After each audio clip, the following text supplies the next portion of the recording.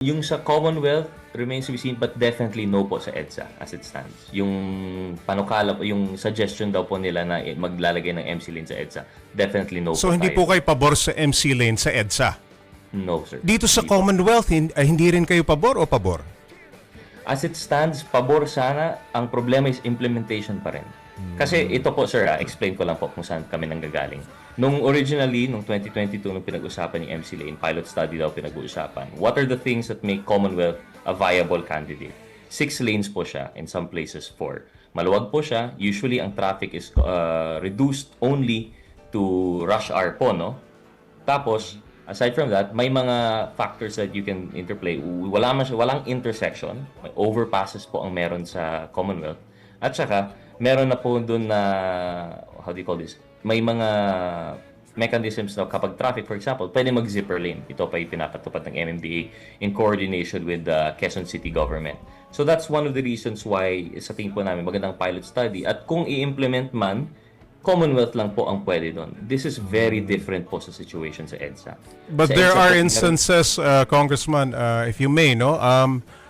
Ang sinasabi ng mga rider na nakakausap natin masyadong delikado para sa kanila at masyadong masikip yung espasyo na ibinibigay para sa mga motor na pagka lumabas ka doon sa MC lane, violation na kagad. Huli agad. Pero ang mga four-wheel, ewan ko kung nakakarating po sa inyong impormasyon, in and out of that MC lane na nagpo-pose po ng malaking concern sa mga rider na tulad natin. Ano po ang posisyon nyo dito? Hindi nyo ba nakikita na delikado para sa mga rider? No, exactly po, sir. Kaya agree po kami sa sentiment na yun, na yung Commonwealth as it stands, yung implementation, problematic po talaga. Kasi in a perfect world po talaga na kapag nasusunod po ito. Kasi ang promise ng MMDA po dito sa Commonwealth, exclusive po daw dapat ito. Pero in practice, exactly yun. Kung yung naririnig po ninyo, sir, yun pa rin yung mga nakakarating po sa amin. Nakakapasok daw po ang 4 wheels na hindi naman na-apprehend.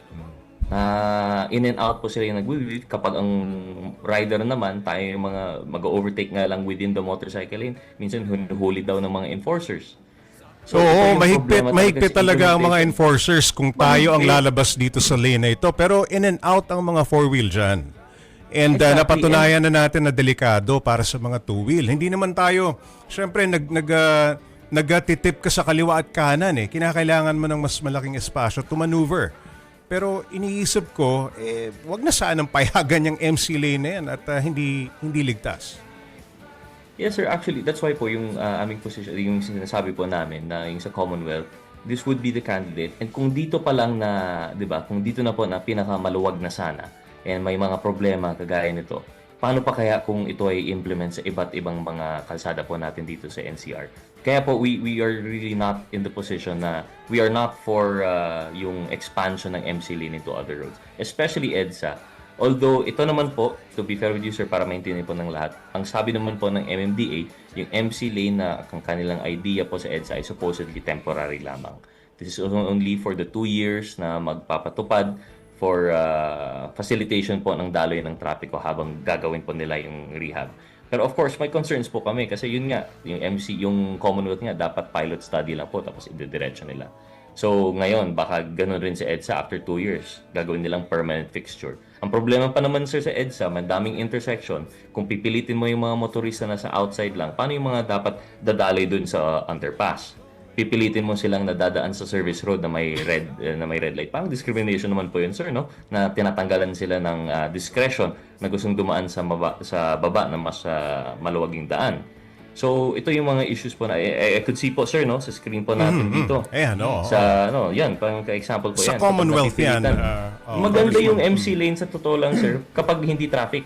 At least pag by aksidente, kotse sa kotse, motor sa motor. At the very least, hindi yung mga dating mga killer highway issue na kapag yung kotse pumasok, nag-swerve, tapos alam mo patay yung rider. Ito at least separation kapag maluwag. Pero kapag traffic naman, even then, may mga safety issues po yan.